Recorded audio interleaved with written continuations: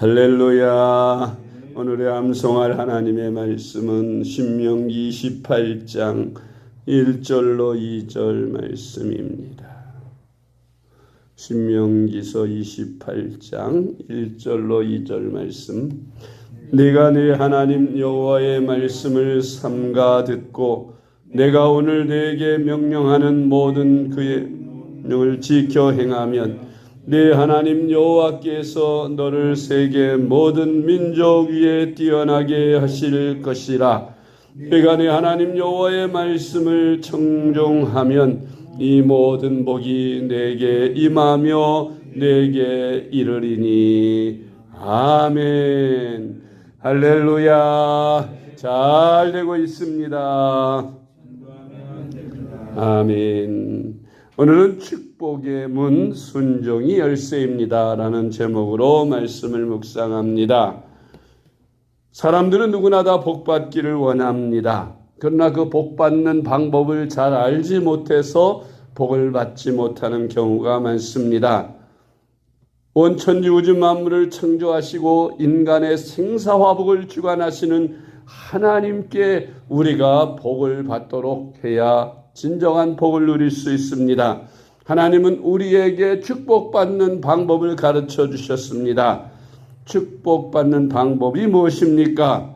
바로 축복의 창고를 여는 순종이라는 것입니다. 축복받는 비결은 첫째로 하나님의 말씀에 순종하는 것입니다. 아멘. 하나님은 이스라엘 백성들을 바로 하나님의 성민으로 선택하시고 그리고 그들과 언약을 맺으셨습니다.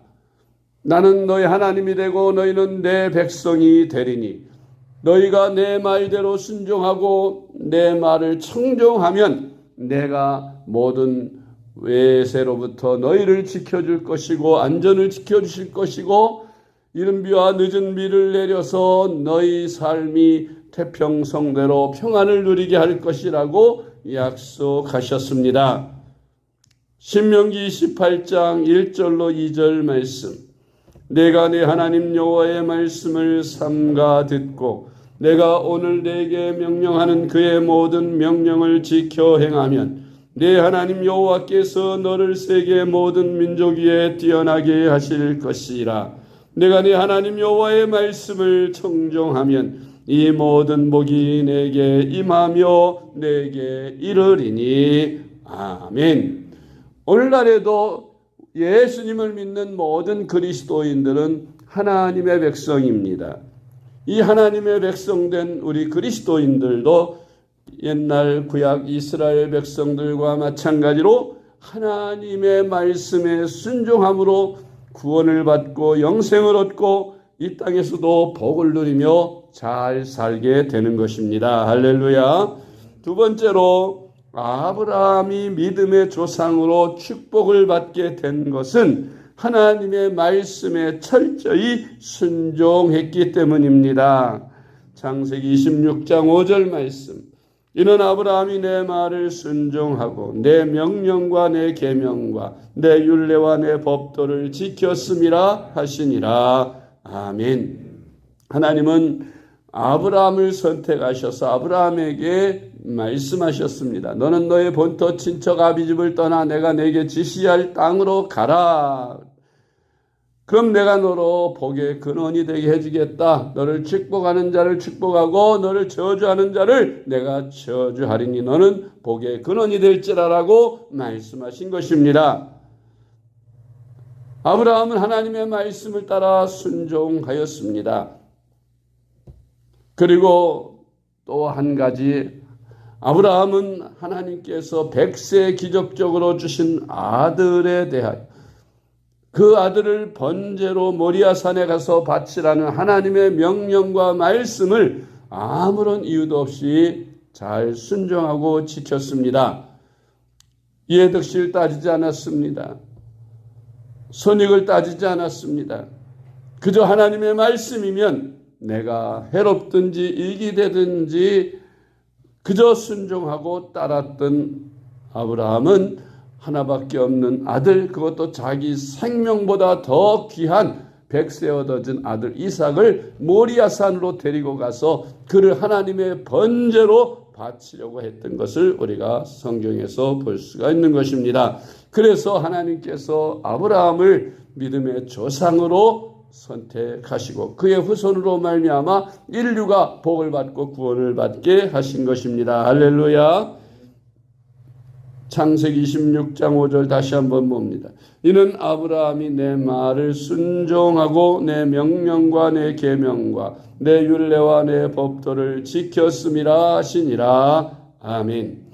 두 번째로 순종에는 원칙이 있습니다.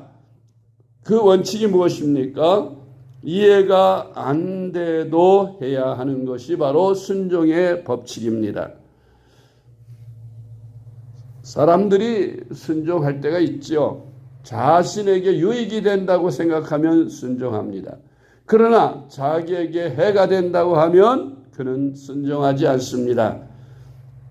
진정한 순종은 이런 유익, 이해 따지지 않습니다. 이해관계를 따지지도 않고 또 선입관계도 따지지 않습니다. 내 머리로 이해가 안 되지만 하나님께서는 어떤 선하신 뜻이 계실 것이라는 믿음을 가지고 그 말씀에 순종하는 것입니다. 할렐루야. 히브리서 11장 8절 말씀.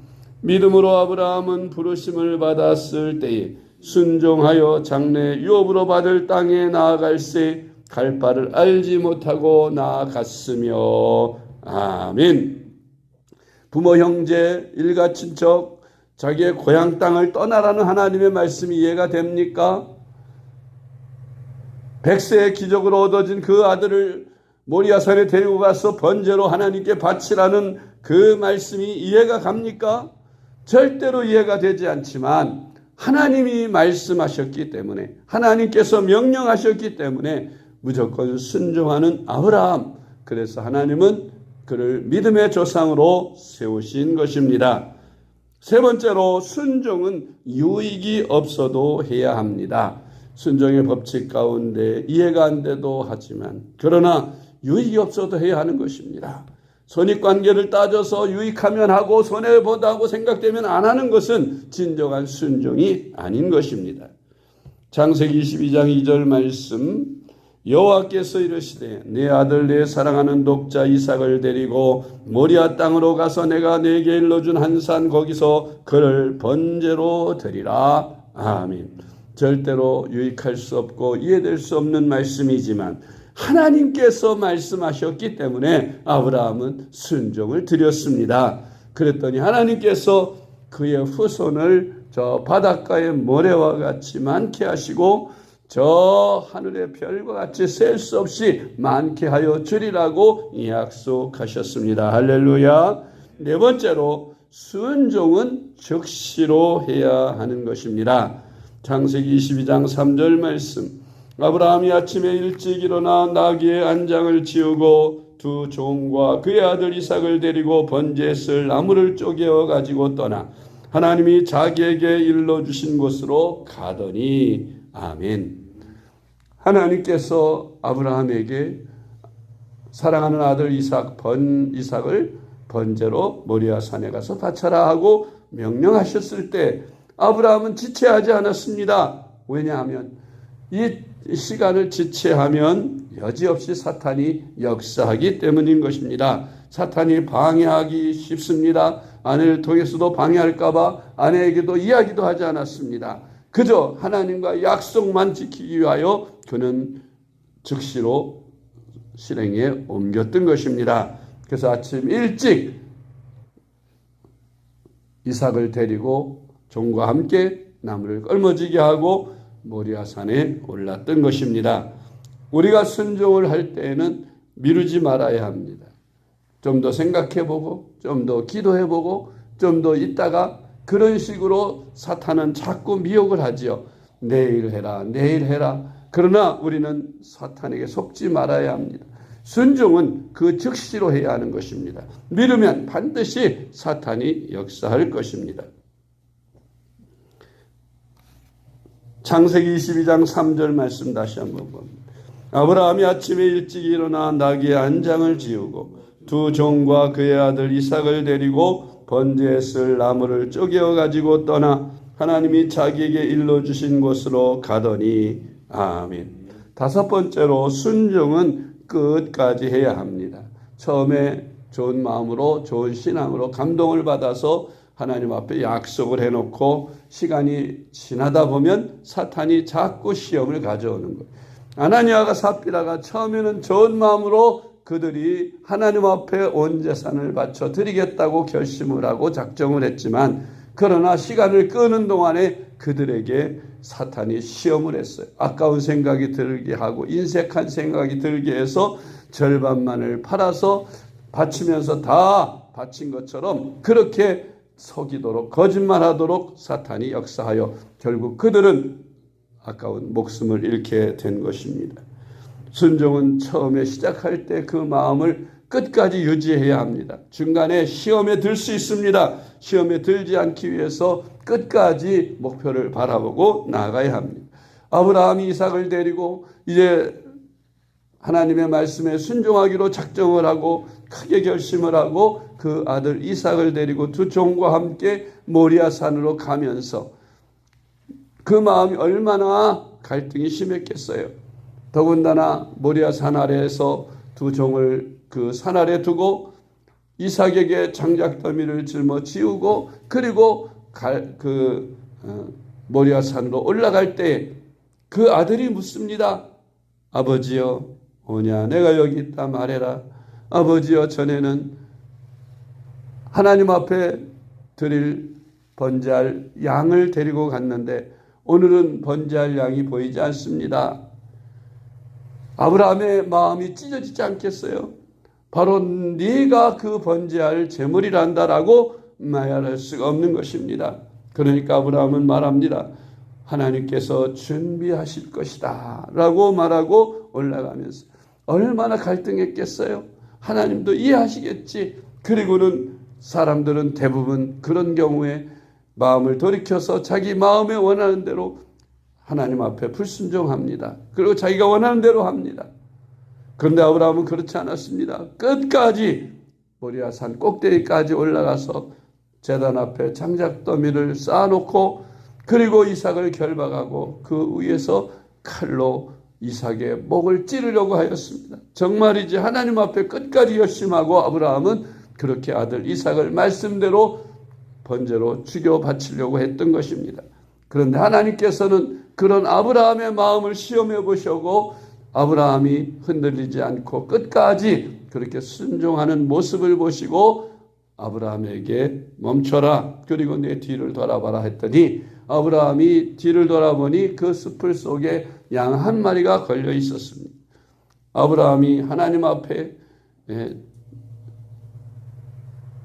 여호와 일의 하나님은 벌써 모든 걸 준비해 놓고 계셨구나. 내가 갈등하는 사이에도 저렇게 양을 준비해 놓고 계셨구나. 처음부터 이삭을 죽일 마음 전혀 없으셨구나 하는 것을 아브라함이 비로소 깨닫게 됩니다. 하나님께서는 아브라함에게 이제야 내가 나를 경외하는 줄 알았도다라고 합격 점수를 주시면서 다시 한번 아브라함에게 내 후손으로 인하여 온 인류가 복을 받게 될 것이고 내 후손은 저 바닷가의 모래 수와 같이 하늘의 별의 수와 같이 셀 수 없을 만큼 그렇게 많게 축복해 주겠다고 약속하신 것입니다.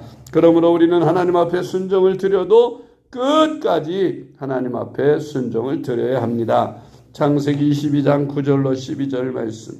하나님이 그에게 일러주신 곳에 이른지라 이에 아브라함이 그곳에 제단을 쌓고 나무를 벌려놓고 그의 아들 이삭을 결박하여 제단 나무 위에 놓고 손을 내밀어 칼을 잡고 그 아들을 잡으려 하니 여호와의 사자가 하늘에서부터 그를 불러 이르시되 아브라함아 아브라함아 하시는지라 아브라함이 이르되 내가 여기 있나이다 하매 사자가 이르시되 그 아이에게 내 손을 대지 말라 그에게 아무 일도 하지 말라 내가 네 아들 내 독자까지도 내게 아끼지 아니하였으니 내가 이제야 내가 하나님을 경외하는 줄을 아노라. 아멘. 그러므로 우리는 이 순종의 법칙을 잘 지켜서 우리가 일생을 사는 동안 이 말씀의 법칙대로 살아야 합니다. 이해가 안 돼도 순종하고 유익이 없어도 순종하고 처음부터 끝까지 순종으로 즉시로 끝까지 하는 이 순종의 법칙을 잘 지켜서 여러분의 일생이 복받는 인생이 되고 또 세상 떠나서도 주님 앞에 가서 상 받는 귀한 저와 여러분 될 수 있기를 주님의 이름으로 축복합니다. 기도하겠습니다. 사랑의 하나님 아버지 감사합니다. 우리가 이 땅에 사는 동안 축복받는 방법이 하나님의 말씀에 순종하는 것임을 깨닫게 해주시니 감사합니다. 오늘 배운 순종의 법칙대로 이해가 안 돼도 순종하고 유익이 없어도 순종하고 즉시로 끝까지 순종하며 살아가는 저희들이 되게 하여 주시옵소서. 오늘도 거룩한 주님의 날 원근각처에 흩어져 있는 사랑하는 주의 백성들 다 주님의 전을 찾아 모여 한 마음으로 하나님 앞에 찬송하며 영광을 돌리는 예배 드리게 하여 주시옵소서.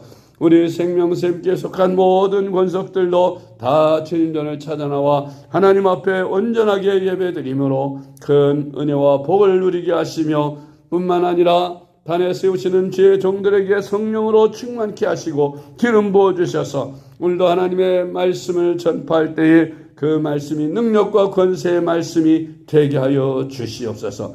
주님의 임재를 체험하는 예배들이 되게 하시고 하나님의 크신 은혜와 축복으로 함께 하시는 거룩한 예배 되게 하여 주시옵소서. 사랑이 많으신 예수님의 이름으로 간절히 기도드리옵나이다. 아멘.